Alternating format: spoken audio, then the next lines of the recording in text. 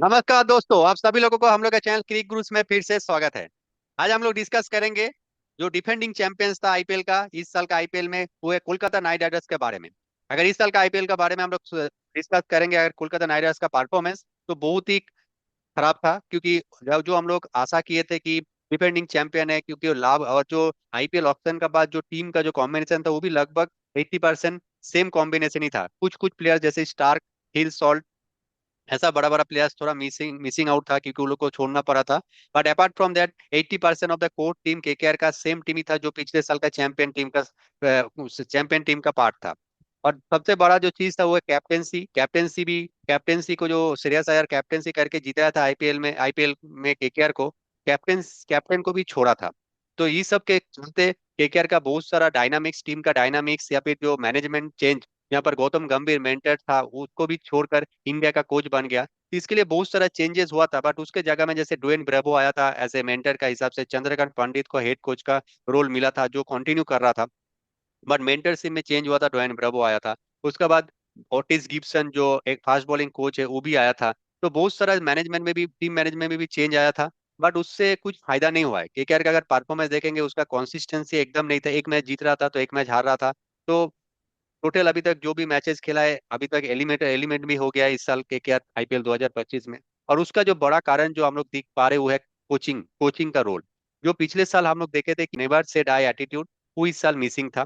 और उसके लिए हम लोग एक वीडियो भी बनाए थे कि क्या क्या चीज मिसिंग है। तो इसीलिए आज का वीडियो में हम लोग डिस्कस करेंगे कि केकेआर का मैनेजमेंट, शाहरुख खान और वेंकी माहेश्वर एक नया कोच की तरफ भी वो लोग सोच रहा है, ताकि एक नया मैनेजमेंट आए, एक नया फ्रेश कोचिंग कोचिंग स्टाइल आए, ताकि केकेआर का जो एक मिसिंग पजल था, जो इस साल मिस कर रहा है, उसको फिर से दोहरा कर एक अच्छा चैंपियन टीम बनाकर नेक्स्ट साल के लिए तैयारी किया जाए।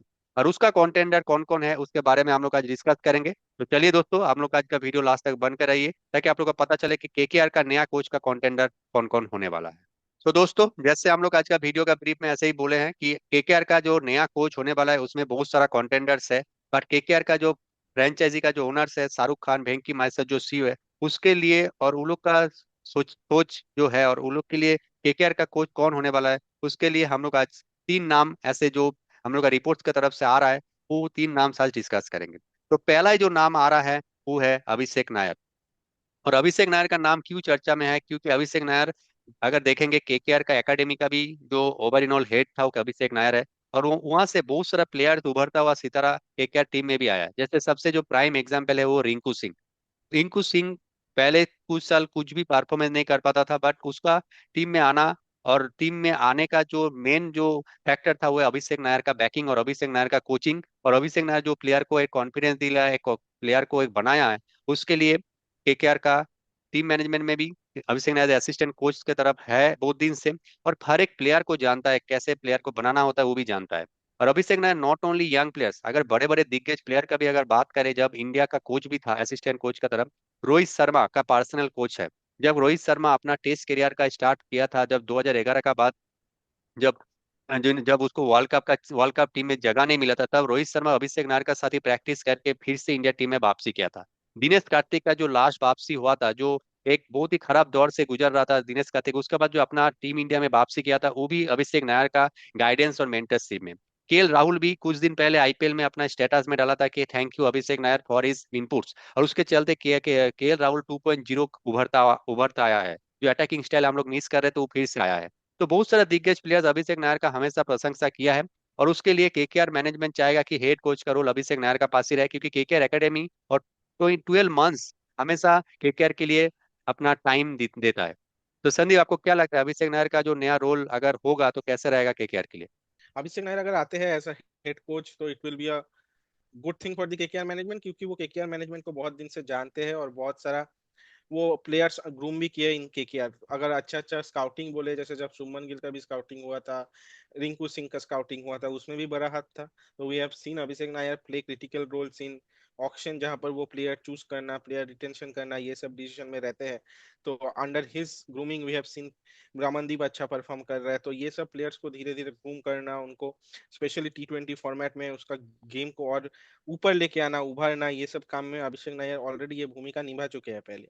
और क्योंकि केकेआर का मैनेजमेंट में बहुत दिन से है, जानते हैं, तो I think he needs a improvement in the pay grade, क्योंकि अभी इंडिया टीम का होके भी वो थोड़ा एक रोल निभा के आए, तो वो एक्सपोजर भी उनके पास मिल गया है। एंड बहुत बड़ा बड़ा प्लेयर जैसे रोहित शर्मा, दिनेश कार्तिक, ये सब भी कि अभिषेक नायर का पहले ही नाम कर चुके हैं, बिकॉज वो जो अपना एफर्ट्स पुट करते हैं, अपना जो बेस्ट लाते हैं to groom players, to have tactical fixes in the game of certain players, जिससे उसका गेम और सुधरे। तो ये सब के लिए आई थिंक अगर अभिषेक नायर आते हैं एज अ हेड कोच तो खराब डिसीजन नहीं होगा, क्योंकि ही deserves promotion in the KKR setup, क्योंकि बहुत दिन से सेटअप में है, बहुत लॉयली सर्व किया है मैनेजमेंट को, and he would be a very good option.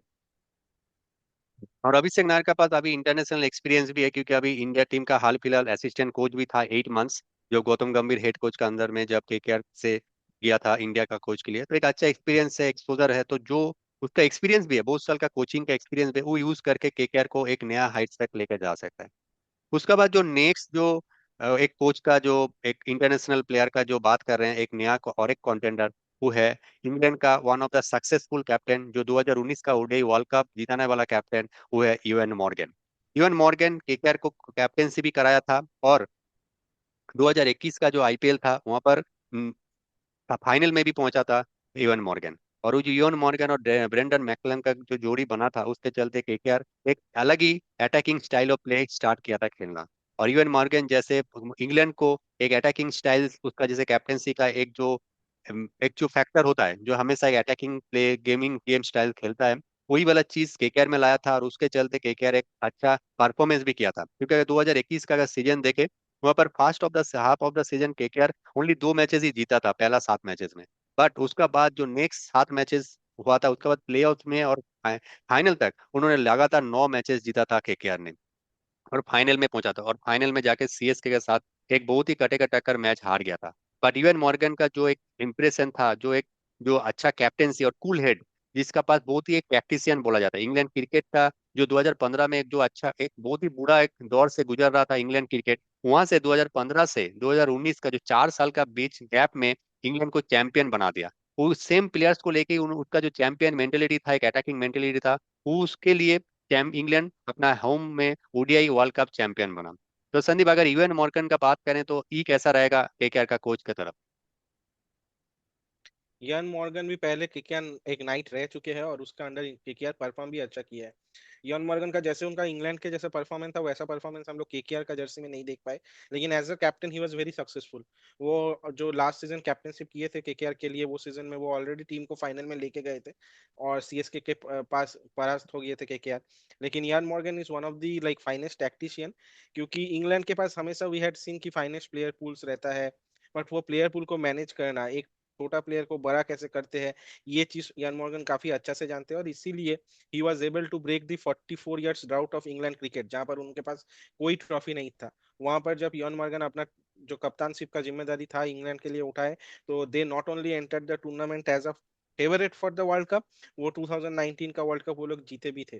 तो कोई भी, अगर हम लोग क्रिकेट का मोस्ट डिफिकल्ट फॉर्मेट बोल सकते हैं to win world cup, that is 50 over world cup, क्योंकि टेस्ट चैंपियनशिप फिर भी 2 साल में एक नया साइकिल आता है, T20 का भी 2 साल में एक नया साइकिल आता है, लेकिन 50 ओवर्स 4 साल बाद होता है, और ये 4 साल कंसिस्टेंसी मेंटेन करना till the final it's not a difficult thing. And वहां पर हम लोग देखे यान मॉर्गन का कैप्टनसी के अंदर अच्छा अच्छा प्लेयर का परफॉर्मेंस, जैसे Ben Stokes gave his best cricket, Jos Buttler, तो वो अच्छा अच्छा बड़ा छोटा सब प्लेयर्स को लेके काम करना जानते हैं। और केकेआर का सेटअप और केकेआर का मैनेजमेंट कैसे काम करते हैं, वो भी बहुत अच्छे से जानते हैं यान मॉर्गन। तो जैसे केकेआर का हम लोग देखे हैं कि ये एक थोड़ा कल्चर है कि जो प्रीवियस नाइट है उनको ज्यादा चांस देना, उनका उनको जिम्मेदारी देना, ये ट्रेंड रह चुके हैं। ब्रेंडन मैकलम भी पहले ये रोल सर्व कर चुके हैं। तो यान मॉर्गन जैसा एक वर्ल्ड क्रिकेट का सक्सेसफुल कैप्टन एकदम ही खराब ऑप्शन नहीं होगा एज अ कोच और एज अ मेंटर, क्योंकि अभी जो हम लोग प्रेजेंट चंद्रकांत पंडित जो अभी के लिए कोच है, उसकी अगर बात करें तो अपार्ट फ्रॉम द सीजन जहां पर गौतम गंभीर एज अ मेंटर था, वो कुछ कर नहीं पाए। तो इसीलिए मुझे लगता है अच्छा ऑप्शन हो सकता है Eoin Morgan as a mentor. हाँ, और इयान मॉर्गन का पास एक यंग मेंटेलिटी भी है, क्योंकि यंग प्लेयर्स लोग को डेवलप भी कर सकता है, और उसका और बहुत सपोर्ट करता है यंग प्लेयर्स को, अपना फ्रीडम देता है खेलने के लिए। तो एक अच्छा इन्वायरमेंट होगा। जो 2021 का अगर आईपीएल का सीजन में देखे थे, जैसे केकेआर को यंग प्लेयर जैसे वेंकटेश अय्यर सब उस टाइम पहला सीजन खेल रहा था, वहां पर एक अच्छा परफॉर्मेंस भी किया था, जो लगातार बहुत सारा रन भी किया था। उसके बाद और एक जो कंटेंडर का बात करेंगे, वो है one of the successful player in IPL franchise for KKR, and one of the legend in world cricket, who is none other than Jacques Kallis. Jacques Kallis का अगर बात करेंगे, वन ऑफ द लेजेंड है as an all-rounder, जिसका पास 41 test centuries भी है, और साउथ अफ्रीका का वन ऑफ द लेजेंड भी बोला जाता है। और आईपीएल का अगर बात करेंगे तो आईपीएल में जैक कालिस 2011 से 2014 3 साल केकेआर की तरफ खेला था, और 3 साल में 2 बार चैंपियन भी हुआ है केकेआर की तरफ से। मैं 2 टाइम आईपीएल चैंपियन जैक कालिस है, और 2012 और 2014। और अगर देखेंगे जैक कालिस केकेआर की तरफ से 56 मैचेस खेला है, वहां पर 1295 रन भी किया है, और उसका एवरेज 26,142 है। तो एक बहुत ही एक ऑलराउंडर का हिसाब से खेला है, एक जो एक एक बहुत बड़ा प्लेयर, एक लेजेंडरी प्लेयर केकेआर का। अगर जैसे सचिन तेंदुलकर हो गया मुंबई इंडियंस का, विराट कोहली हो गया आरसीबी का, जैसे एमएस धोनी हो गया चेन्नई सुपर किंग्स का, सिमिलरली एक लेजेंडरी वर्ल्ड का लेजेंडरी प्लेयर जैक कालिस, वो केकेआर को रिप्रेजेंट किया था और केकेआर को जिताने में हेल्प भी किया था। अगर 2014 का फाइनल का भी मैच का बात करेंगे, वहां पर 69 रन का एक बहुत ही बेहतरीन परफॉर्मेंस और बहुत ही बेहतरीन एक इनिंग्स खेला था, जो हेल्प किया था फाइनल को जिताने के लिए केकेआर को। तो जैक कालिस भी एक बहुत ही अच्छा एक मेंटर और एक हेड कोच का रोल का हिसाब से खेल सकता है, और इसीलिए एक और एक कॉन्टेंडर है for KKR head coach for next season. तो संदीप, आपको क्या लगता है Jacques Kallis as a coach, how he will fit in KKR, KKR I IPL teams head coach for next years IPL? तो South African legendary Jacques Kallis तो एक अच्छा option होंगे ही, क्योंकि Jacques Kallis when he was in RCB और उसके बाद जब केकेआर में आए, वो तो एक अलग ही प्लेयर बन गए थे केकेआर में आके। जिस लेवल का कंसिस्टेंसी दिए थे, not only with the batting, जहां पर उनके पास अराउंड 56 मैचेस पे ये 14 से ऊपर रन था 54 इनिंग्स में। एंड देन विकेट में भी 60 ऑड विकेट्स लिए थे फॉर केकेआर। तो अगेन केकेआर का सेटअप में उनका गोल्डन टाइम में बहुत टाइम बिताए हैं, बहुत सारा ईयर्स बिताए हैं। केकेआर मैनेजमेंट कैसे काम करता है उसको पता है। And added advantage is like Jack Kallis being a head coach, अगर वो हेड कोच बनते हैं तो वो बॉलिंग डिपार्टमेंट, बैटिंग डिपार्टमेंट सबको अपना इनपुट्स दे पाएंगे, क्योंकि एक बेहतरीन वर्ल्ड क्रिकेट का one of the most popular और मोस्ट कंसिस्टेंट वर्ल्ड क्रिकेट का ऑलराउंडर रह चुके हैं अपने टाइम में जैक कैलिस। तो अगर उनका जैसा एक प्लेयर केकेआर का मैनेजमेंट में आते हैं, केकेआर का सेटअप में आते हैं, नो डाउट वो बहुत ही अच्छा एक वैल्यू एडिशन होगा। तो ऑल दिस थ्री ऑप्शन, अगर अभिषेक नायर आते हैं, या यान मॉर्गन आते हैं, या जैक कैलिस आते हैं, will be a welcome change.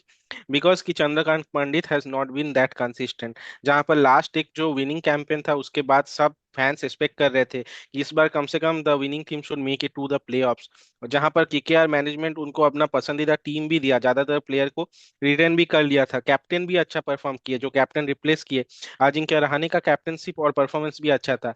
वहां पर लग रहा है कि he doesn't know the like tricks to win a big tournament like IPL, क्योंकि चंद्रकांत पंडित डोमेस्टिक क्रिकेट में काफी सक्सेसफुल रह चुके थे, उसीलिए उसको केकेआर में चांस मिला था। लेकिन he is missing that winning trick और winning figure in the IPL.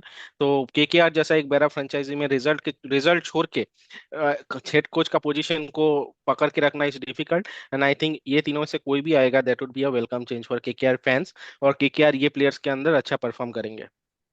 एकदम, और तीनों जो प्लेयर है, तीनों प्लेयर ही बहुत ही एक्सपीरियंस वाला प्लेयर है, और कोच कोच का हिसाब से। और जैसे चंद्रकांत पंडित का जैसे हम बात करेंगे, थोड़ा चीज ऐड करेंगे कि डोमेस्टिक सर्किट में one of the successful coach है। अभी भी उन्होंने मध्य प्रदेश को कोचिंग करके बहुत सारा ट्रॉफी जीताया है, रणजी ट्रॉफी जीता है, विदर्भा को रणजी ट्रॉफी जीता है। And he is no doubt one of the great coaches in Ranji trophy and domestic cricket. But IPL एक अलग स्टेज है, एक अलग अलग प्लेटफॉर्म है, जहाँ पर बहुत सारा फॉरेन प्लेयर्स को भी संभालना पड़ता है। जैसे चंद्रकांत पंडित का अगर पास सही में अगर हम लोग रिकॉर्ड देखेंगे, पिछले साल गौतम गंभीर था इसीलिए चैंपियन हुआ, मगर उससे पिछले साल जो पहले साल था वहां पर भी अच्छा परफॉर्मेंस नहीं था केकेआर का, और इस साल भी अच्छा टीम होने का बावजूद उसका परफॉर्मेंस अच्छा नहीं था। तो हम लोग का यही क्वेश्चन है कि उसका टैक्टिक्स का कुछ कमी रहा होगा, इसीलिए सेम टीम अगर है जहाँ पर गौतम गंभीर उस टीम को चैंपियन बनाया, मगर वही वाला टीम कॉन्सिस्टेंट परफॉर्मेंस नहीं कर पा रहा है, और बहुत सारा जीता हुआ मैच हार रहा था केकेआर, जो पिछले साल हर एक टिपिकल सिचुएशन में से केकेआर जीत रहा था मैच। तो पूरा कंप्लीट ऑपोजिट, इसीलिए कुछ चेंजेस चाहिए। और आईपीएल में जो लोग प्रूवन प्लेयर्स है, जिसका इंटरनेशनल क्रिकेट का एक्सपीरियंस है, जो बहुत बड़ा बड़ा प्लेयर, जैसे हर एक टीम के पास बहुत बड़ा बड़ा प्लेयर्स है, जैसे रिकी पॉन्टिंग पंजाब किंग्स का पास है, आशीष नायरा जो इंटरनेशनल क्रिकेटर है गुजरात टाइटंस उसका पास है, मुंबई इंडियंस का पास महिला जबरदना है, तो उसी हिसाब से यूएन मॉर्गन और जैक कालिस भी बहुत बड़ा दिग्गज नाम है, और जिसका पास प्लानिंग एनालिसिस बहुत इंटरनेशनल क्रिकेट का हिसाब से रहेगा, प्लेयर्स को मेंटेन करने में, उसको एक्सपीरियंस लाने में, एक्सपीरियंस देने से केकेआर को और भी फायदा हो सकता है, यंग प्लेयर्स को और भी फायदा हो सकता है। तो उस हिसाब से हम लोग का पैनल से ही लगता है कि अभिषेक Nair KKR needs a homegrown coach who knows everything about domestic cricket and all the players, and also have experience in coaching in international team, that is Team India. So Abhishek Nair will be a very good option. Apart from that, Ewan Morgan and Jack Kallis will be the very good contender for KKR coach from next season. तो दोस्तों आप लोग का इस सब पे कौन coach बनना चाहिए केकेआर का, वो आप लोग हम लोग को कमेंट कर कर बता सकते हैं। और हम लोग का आज वीडियो इतना ही। अगर हम लोग का आज वीडियो अच्छा लगा है तो प्लीज हम लोग का वीडियो को लाइक करिए, कमेंट करिए और शेयर करिए, और हम लोग का चैनल क्लिक को सब्सक्राइब भी करिए। तो आज फिलहाल इतना ही, फिर से मिलते हैं आप लोग के साथ एक नया वीडियो में।